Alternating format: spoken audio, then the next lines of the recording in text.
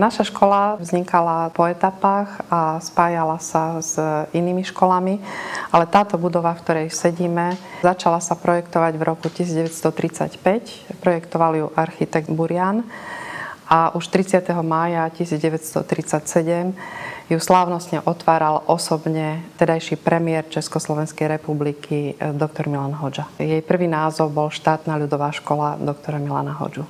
Sú tu veľmi milí učitelia a vedia všetko dobre vysvetliť. Som tu 2 roky a je toto podľa mňa o mnoho lepšie ako na tej mojej starej škole. Sú tu o mnoho milší učitelia a proste je tu viac ako čo robiť na dvore, keď sme, tak to je proste úplne super. Celý tento priestor, jak je to tu zariadené, tak je to také pekné. Mne sa páči na škole, že tu zakúpili ako projektory, aby sme nemuseli chodiť stále do jednej napríklad projektovej učebne. A napríklad ešte aj pre nás zakúpili nové počítače a ako sú tu o dosť milí učitelia, čo som bol ja na minulej škole a ako správanie a vysvetľovanie je o dosť lepšie. Keď potrebujeme ísť na počítač, niečo si vyhľadať, tak tu máme vlastne 2 učebne. Máme tu veľkú multimediálnu, v každej triede interaktívna tabula a projektory. Mne sa tu veľmi páči aj ako tu varia. Varia tu veľmi dobre. Snažíme sa čo najlepšie vybaviť deti cudzými jazykmi. Prvý cudzí jazyk anglicky učíme od 1. triedy. Je tam výrazná dotácia hodín, 4 hodiny. V 5. triede pridávame druhý cudzí jazyk. Informatiku učíme v moderných počítačových učebniach. Máme veľmi dobré a výkonné počítače, o ktoré sa nám postarali naši rodičia. Deti, keď si potrebujú robiť spolu nejaký projekt alebo nejakú úlohu, tak zostávajú popoludní a učitelia sa tam striedajú a zabezpečujú pedagogický dozor. Chémiu učíme v modernom chemickom laboratóriu. Máme krúžok expertov, to vedie kolega chemikár, robia tam veľmi zaujímavé pokusy a experimenty. Všetky športy, ktoré deti robia v rámci telesnej výchovy, ponúkame aj v rámci voľnočasových aktivít, ekologické krúžky, školský časopis. Takže naozaj to vyžitie je od kultúry, šport, po vzdelávanie, deviatáci majú slovenčinu, matematiku. Čiže skutočne tie deti sa môžu vyžiť, koľko chcú. Veľmi radi hrávajú stolný tenis, ale nielen v rámci popoludnejších aktivít, ale aj dopoludnia v rámci prestávok. Pán učiteľ, vidím, že tu máte fantasticky vybavené laboratórium. Deti sa určite tešia na vaše hodiny. Tak nielen, že tešia, ale aj radi tu pracujú. Chémia je experimentálna veda, preto bez experimentov je to zbytočná teória vlastne. Naposledy robili deti vlastnoručné farby, pigmenty pripravovali z medi a zo železa a nakoniec si urobili z toho farbu a porobili nejaké obrázky potom. Takže učiť je zábava. Áno, ale aj samozrejme drina. Máme deti v 2 budovách, čiže organizačne je to pre nás veľmi náročné, ale vynikajúce je, že prvý stupeň, čiže deti od 1. do 4. triedy a deti materskej školy sú úplne ako v inkubátore, zvlášť na Podjavorinskej ulici.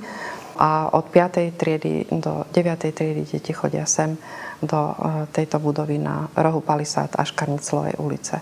Čo sa týka dolnej školy, čiže Podjavorinskej, až teraz sa nám podarilo, aby sme vybojovali výmenu okien na tej budove, takže na jar už budú môcť deti byť na školskom dvore bezpečne a budeme musieť nájsť niekoho, kto nám pomôže s tým povrchom školského dvora na Podjavorinskej. Tu v tejto budove, kde máme druhý stupeň základnej školy, môžem povedať, že sme slušne vybavení. Máme veľmi pekné ihrisko, ktoré má aj takú oddychovú zónu, takže deti tam môžu športovať. Časť detí športuje v telocvični, časť vonku na ihrisku. Cez družinu sa hráme na dvore alebo niekedy v triede. Hrávame ping-pong, vyrušujeme, beháme, kričíme. Ja sa väčšinou osobne učím na ďalšiu hodinu napríklad. Máme občas aj také žiacké dozory, že dozeráme na mladších žiakov. Domáce úlohy, keď nestíhame, napríklad čo sme si nestihli doma urobiť a učitelia sa aj na to štú. Máme špeciálne učebne aj na Podjavorinskej, máme multimediálnu miestnosť, počítačovú miestnosť a máme zvlášť vlastne také priestory pre školský klub detí. Čo sa týka druhého stupňa, tak tu máme tiež multimediálnu miestnosť, počítačové učebne, telocvičňu, posilňovňu. chemické laboratórium. Máme 2 jedálne, čiže aj malí majú zvlášť jedáleň, aj veľkí majú zvlášť jedáleň, čiže každá budova má svoju. A na Podjavorínskej, som zabudla, tam je ešte taká mini telocvičnička. Mne ide celkom matematika, že sa na ňu nemusím učiť, tak asi tá. Angličtina a nemčina. Ja mám angličtinu. Vedy, biológia, dejepis, chémia, fyzika, matika a pravdepodobne jazyky. Chémia ako tie vedecké a geografia, dejepis.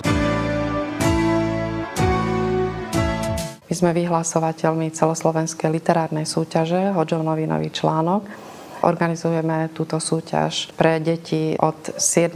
do 9. triedy alebo aj pre gymnazistov, ktorí sú vo veku od 13 do 15 rokov. Na Slovensku aj pre zahraničných Slovákov. A naše deti sa vždy, každý rok veľmi slušne v tejto súťaži umiestňujú. Táto súťaž sa stala už takou integrálnou časťou Hodžových dní, ktoré sa usporadujú každoročne v Martine, v Sučanoch a v Bratislave. A toto je naozaj vec, ktorá je takou vlajkovou loďou našej školy. No a keď mal Milan Rufus 80-ku, tak sme vyhlásili takú celoslovenskú výzvu. Podsta majstrovi Slovensko recituje Rufusa. No a vtedy sme vyburcovali školy, knižnice a kultúrne inštitúcie. Robili také večery poézie, rozprávali sa o Rufusovej poézii a každý december sa vraciame k tvorbe Milana Rufusa. A myslím, že aj iné školy si to nechali ako takú tradíciu. Túto školu by som odporúčil kvôli učiteľom, ktorí proste sa dokážu so žiakmi dobre porozprávať, dokážu dobre vysvetliť učivo. Najlepší učitelia sú pán učiteľ Valent a pán Homola, takisto aj pán učiteľ Penkala, náš triedny. Vedia dobre vysvetliť. Pán učiteľ Valent alebo pán učiteľ Homola aj pán Penkala. A prečo si ich obľúbil? Lebo vedia dobre vysvetliť a sú dobre sa zabáva na hodine. Podajú to tak, že nie sú takí strohí, ale tak kamarátskejšie, čiže sa to lepšie sa to dá zapamätať. Ja si myslím, že všetky školy v Starom Meste sú dobré. Nemôžem povedať, že niektorá je lepšia alebo niektorá je horšia. Vidno to aj na tých výsledkoch monitora. Staré Mesto malo výborné výsledky, to znamená, že je tam viditeľná práca všetkých učiteľov. Čo sa týka percentuálneho vyjadrenia, tak zo slovenčiny máme percentil cez 90-95%. Percentil znamená, že 90 až 95% škôl malo horšie výsledky než naša škola, čiže sme v takej špičke zo slovenčiny. Z matematiky už nie je to až v takej špičke, ale to je jasné, že možno, že máme viac humanitne založené deti, takže z matematiky ten percentil minulý školský rok bol 87. Čo máme veľký handicap aj radosť a ovplyvňuje to výsledky toho monitora, že nám odchádzajú deti na 8-ročné gymnázia, to je prvý odchod, ale ten nebol ešte až taký hromadný zatiaľ, ale na bilingválne gymnázia z 8. Na jednej strane je to fajn, že sa nám deti dostávajú sa cez prijímacie pohovory, čiže idú cez konkurenciu a sú úspešné na tie bilingválne gymnázia. No ale na druhej strane my máme potom úbytok tých takých žiakov, ktorí sú študijnými typmi. Sme známi tým, že veľmi veľa detí zapájame do súťaží. Chceme, aby každé to dieťa si niečo našlo svoje. Dokonca naši boli aj na technickej olympiáde. Účasť máme veľmi slušnú a veľmi slušné máme aj výsledky. Okolo 46 medailových, myslím, že umiestnení sme mali v obodných kolách, veľmi slušne aj v krajských kolách a v celoslovenských. Máme tu perfektné krúžky, ktorých je dobre sa zúčastniť. Pingpongový, športový, florbalový, aj školský časopis, ktorý tiež robíme. Všetky sú dobré. Informatika, matematika. Poznaj svoju vlast, výtvarný krúžok, mladý zdravotník. Výtvarnú a plávanie. Ja tu v škole navštevujem šikovné ruky, modelujeme, robíme si masky. Ja chodím na Spoznaj svoje mesto. Chodíme po pamiatkách, napríklad dneska ideme do múzea. Naši basketbalisti napríklad, športovci, hoci nemáme tu taký areál, ktorý by nám až tak umožňoval veľmi doširoka tie športy pestovať, ale naši basketbalisti boli tretí na celoslovenskom kole. Tak ja som teda pingpongista a veľmi oceňujem stoly. Takže ja som veľmi vďačný pani riaditeľke za stoly. Cez prestávky väčšinou rozprávame sa, beháme, blbneme, hráme ping-pong a tak. Ja si myslím takto. Rodič sa rozhoduje podľa toho, kde býva, ako mu to vyhovuje z hľadiska dochádzania do práce. Musí tú školu navštíviť. Musí si vypočuť referencie nejakých známych. Poskytujeme nielen deň otvorených dverí, ale my hovoríme všetkým, prídite si pozrieť, ukážeme vám, môžete vojsť aj do procesu vyučovacieho. Učia u nás bývalí žiaci, a nie jeden, že sa k nám vrátili ako učitelia. To je jedna vec.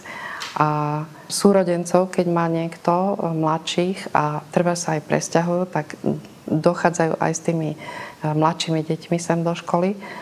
No a naši bývalí žiaci si dávajú sem svoje deti. Toto je asi niečo také, čo nás teší. A ja stále hovorím, že každá škola by mala byť pre tie deti takým bezpečným prístavom a takým hniezdom. A pokiaľ sa deti cítia v škole bezpečne, pokojne, pokiaľ tá kultúra školy je na nejakej úrovni, že vedia, že sa môžu aj s problémami obrátiť na kohokoľvek, tak samozrejme vtedy je škola dobrá. Mne sa tu najviac páči naši dobrí učitelia. Učitelia sú tu tiež dobrí a nedávajú nám také veľké poznámky. Tak je to tu super. Mne sa páči asi všetko. Všetko je tu také dobré akcie, máme, učitelia sú milí. A nekričia po nás. Sú tu veľmi milí učitelia a mám to tu rada. Dobrí ľudia sú tu. Ahojte, čaute, pa, pa.